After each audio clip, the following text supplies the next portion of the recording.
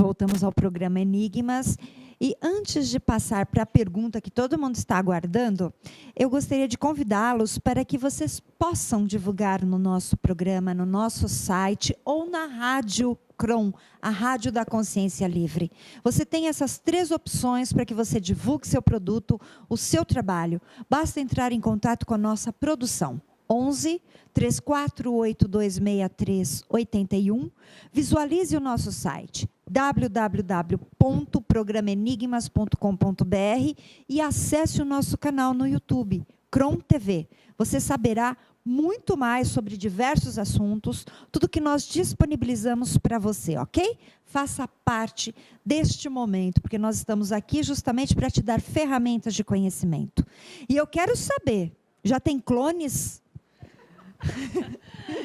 Antes de falar do clone, eu já vou falar no clone. Eu só vou, agora me veio, que eu acho uma parte importante da questão do período cambriano, entender o porquê que eu falei aquilo, que é o dilema de Darwin. Então, assim, nós tínhamos dinossauros, depois, no período cambriano, antes de chegar nos dinossauros, nós tínhamos, então, as células unicelulares, que depois viraram seres mais, evoluídos, com patinhas. Então, você não tem, até 600 mil anos atrás, 600 mil anos atrás, uma questão evolutiva que você possa rastrear. Então, o que aconteceu a partir de 600 mil anos atrás? O que aconteceu que houve uma modificação nas espécies da Terra dramática e ocorreu o que se chama de Big Boom, né? O próprio homem teve uma grande evolução em 600 mil anos atrás. Então, no período cambriano, que é bem antes disso, saiu de células para seres com patinhas, mas você não tem os intermediários. Parece que alguém chegou lá e fertilizou aquilo com seres que já se desenvolveram, porque não existe de nenhuma forma científica a maneira de encontrar os intermediários. Então, se a evolução existe, você tem as espécies que se ligam umas às outras. E o missing link, que é a parte perdida de Darwin, é que não existem, tanto para o homem, esse enigma do Homo sapiens, que surgiu do além, né? Como existe a questão do período cambriano, onde as espécies mais evoluídas surgiram. Então, para o homem, o drama é a partir de 600 mil anos. Então, vamos falar da questão da clonagem agora. É possível clonar o homem? Com certeza, esse projeto já existe e é oficial. Por quê? Craig Venter, que foi um dos que levaram o projeto Genoma para frente, um dos líderes da pesquisa Projeto Genoma de maneira particular, com laboratórios particulares, subsidiados pelas indústrias farmacêuticas, né? Dá para entender alguns interesses, junto com as universidades e centros de pesquisas do mundo, eram centenas de centros de pesquisas, foi praticamente o grupo de Craig Venter que definiu qual era o genoma humano. Então, buscavam-se 100 mil genes, depois falaram em 80 mil genes e fecharam o pacote com 25 mil genes e agora falam de 19 mil genes. Por quê? Recentemente, só 19 mil genes. Isso leva a uma rastreabilidade das espécies animais, primatas e hominídeos, de herança evolutiva na Terra. Muito bem, então, o que existe hoje mapeado do genoma do homem? Uma origem primata, uma origem animal. Ao resto do nosso DNA, os 97% a 95% do nosso DNA não estão trabalhados nisso. Então, o que eles vão clonar? Eles podem clonar? Podem. O que eles vão clonar? Eles vão clonar um animal, um ser animal desconectado da fonte divina. Porque o que nos conecta à fonte divina é o resto dos 95% que estão sendo ativados. Então, vai ser mais ou menos algo tipo O Senhor dos Anéis, onde Sauron faz o exército dos homens de barro fundidos no fogo, né? Animais sem a lembrança de quem são, sem a conexão e a chance de se lembrarem quem são, que obedecerão. Então, esse Craig Venter largou o projeto Genoma e criou uma grande instituição subsidiada por indústrias farmacêuticas e muitos outros, né, que estão no projeto de clonagem humana. Com certeza, essa clonagem humana não é para te curar, não é para te salvar.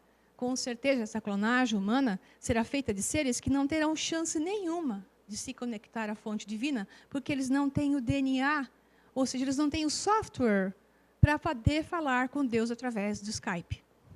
Entenderam, né? Coisa muito séria, né? Aí? E o objetivo disso? Obediência? Só? Obediência? Fazer um exército, que nem do filme Senhor dos Anéis, por exemplo. Porque essas crianças que estão vindo, elas são extremamente desobedientes. Elas já não obedecem aos pais. Imagina, então, se vão obedecer ao sistema. Verdade. Isso é bem preocupante. Bem, no programa Despertos, você tem acolhido uma sequência de programas que fala de uma origem comum da nossa família galáctica. Existe alguma teoria científica que apresenta similaridade neste conceito? Sim, essa teoria começou na Grécia Antiga, no século V a.C., com Anaxágoras, que ele criou a teoria da panspermia. Então, os gregos já sabiam, provavelmente por expansão de consciência, né, que a raça humana, a vida, mas principalmente a raça humana ou os humanoides, os humanos da Terra, vamos usar os termos mais clássicos, os humanos da Terra, eles estavam aqui por causa de uma origem primária, primordial no universo, ou na galáxia, e por expansão da vida, colonização e pulverização dessas outras regiões do universo, acabou chegando à Terra e criando o homem e todas as vidas animais do reino animal, vegetal, que se possa considerar. Então, essa teoria da panspermia grega foi pega depois e melhorada pelo Francis Crick, novamente, prêmio Nobel de 1962, porque aquele que descobriu a dupla hélice do DNA junto com James Watson em Cambridge. Quer dizer, não se pode negar a qualidade deste homem, né? Ele já faleceu aos 88 anos. Então, Francis Crick pegou a teoria da panspermia e disse: nós estamos aqui na Terra porque a raça humana, o termo raça é meio esquisito, os humanoides, os humanos da Terra, têm uma família em comum. Essa família está pelo universo, pela galáxia, e ela veio para a Terra e misturou o DNA dos primatas da Terra com o seu e originou o homem, né? Então, Francis Crick disse o seguinte, que é muito interessante: a chance do DNA humano ter sido montado da forma como se montou é similar à ideia de um furacão, escala máxima, passar por um ferro velho e conseguir montar um avião a jato de última tecnologia. Ou seja, se um furacão passar em um ferro velho, ele não vai conseguir montar um avião a jato. Então, a probabilidade do DNA humano ter sido montado ao acaso é inexistente. Então, o tal DNA lixo decodificado provaria a nossa origem, Maria? Tem Sim. Imagens, viu, Maria, disponíveis para você. É verdade, por favor. Isso. Então, essa ideia da panspermia, ou seja, o dedo de Deus ali, seja Deus com D maiúsculo ou deuses com D minúsculo, no caso do homem, você pode considerar deuses, porque muitas interferências da nossa família galáctica foi feita no nosso DNA. Então, o Darwin não estava errado. Tadinho do Darwin. O Darwin estava certo. Existe uma evolução, sem dúvida. Só que existiu também uma intercedência. Então, alguém colocou o dedo aqui na Terra, que mudou e gerou o período cambriano, mudança dramática, Big Boom, e gerou o homem, né? Então, tem outra coisa também que não existe, essa história do DNA lixo, né? Então, existe até pesquisadores... Tem uma plaquinha ali, ó. Ah, é uma gracinha que eu coloquei aí, né? Porque em 2012, quando foi descoberto que o DNA lixo, que é o junk DNA em inglês, não é junk, não é lixo, porque o DNA... os 95% do nosso DNA que se falava antes que era lixo, porque não se codificavam, eles agora não tem mais cientista que considera isso lixo, então ele foi enterrado. A teoria do junk DNA, ou DNA lixo, foi enterrada em 2012. Ela surgiu em 72, faleceu em 2012 e diz aí na plaquinha: nós vamos sentir falta de você, Charles Darwin and Company, ou seja, Charles Darwin e companhia, porque de fato isso não se pode mais sustentar. Então, que maravilha, né? Tem grandes geneticistas, como é o caso do Mark Gerstein, entre tantos, da Universidade Yale, uma das melhores universidades do mundo, que diz o seguinte: o DNA lixo, na verdade, é quem comanda os genes. Então, quem manda a gente, essa aí é uma ideia interessante. Quem comanda os genes é o DNA. Então, no DNA lixo está o elo perdido, diziam os cientistas. Os pesquisadores estão convencidos que essa é a parte que vai nos dizer de onde viemos, quem nós somos.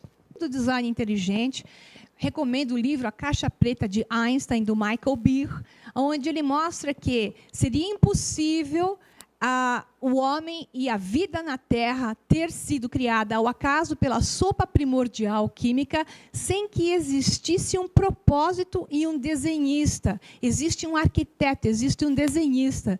E isso prova que existe uma intenção.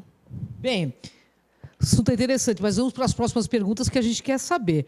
O livro Humanos Não São da Terra e o Macaco Nu questionam de maneira simples e interessante a teoria da evolução e seleção natural das espécies. Fale-nos sobre isso, Maria, rapidamente, porque a gente está nos nossos momentos finais, pessoal. E tem imagem, hein? Muita informação com pouco tempo, né? É verdade. Então, você tem o Macaco Nu, que é um livro interessantíssimo, do Desmond Morris, igual a Alice Silver, que fala Humanos Não São da Terra. Então, esse é o Macaco Nu. Eles dois juntos, resumidamente, diziam o seguinte: ok, então, se Einstein estava certo, e a gente olhar, porque o Desmond Morris é um zoologista, ele diz o seguinte: todos os animais se adaptaram às regiões onde eles vivem. Então, o urso polar tem um monte de pelo e gordura para se proteger do frio. Outros animais vivem em regiões quentes e são adaptados a regiões quentes, não se queimam ao sol. O homem queima ao sol, o homem é um macaco nu, que se tiver deixado no frio e teve, né, populações em regiões frias que se desenvolveram ali, morreriam. Então, cadê a teoria de evolução de Einstein para o homem? Por que a teoria de evolução de Einstein e adaptabilidade, adaptação das espécies, não deu certo no homem? O homem não é um ser adaptado. Ele tem dor nas costas, ele tem problema de gravidade, ele não se adapta à gravidade do planeta, ele tem problema com o sol, ele tem problema com o frio, ele perdeu o pelo quando deveria ter ganhado nas regiões polares. Então, peraí. Então, Einstein está errado? Ou alguém pôs o dedo e pôs uma genética que não tem a ver com esse planeta e desenvolveu, então, o cérebro do homem para que ele resolvesse o problema de que a adaptabilidade não funcionaria, ele morreria, ele estaria extinto. Os cientistas dizem o seguinte: não há razão para a qual se possa explicar a presença do homem na Terra, ele teria que ter sido extinto pela teoria da evolução das espécies. Então, se ele está aqui, é porque nos deram uma condição genética diferente, mas desenvolveram o nosso cérebro, ativando o tal do gene HAR1, para que o nosso cérebro resolvesse o problema de uma adaptabilidade que não é da Terra, e sim de outras regiões do universo.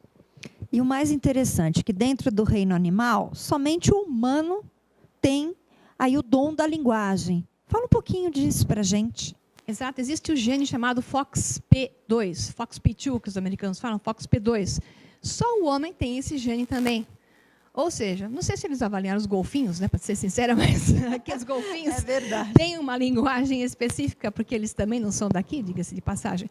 Mas o homem é o único que tem um gene que fez com que ele tivesse a capacidade de articular uma linguagem, criar uma linguagem, se comunicar de uma forma, da forma como nós nos comunicamos hoje. Esse gene também não é rastreável em outras espécies hominídeas da Terra. Então, por que o homem desenvolveu, em outros animais, melhor dizendo, por que o homem se desenvolveu linguagem? Por que esse gene apareceu? Esse gene é nosso ou nos foi inserido para que pudéssemos nos comunicar? Bem, você está gostando, né? Infelizmente, nós estamos nos nossos momentos finais. Queria pedir para MC Pereda, nossa amiga e irmã aqui de alma, de jornada, que passasse seus contatos. Pode ser feito pela página do Facebook, /O Sol Negro, _livro. Existe um site da internet, que é o www.solnegro.com.br, e um canal no YouTube, que é tudo junto, O Sol Negro 11. Muito obrigada e foi um prazer. Gratidão, internautas. Até o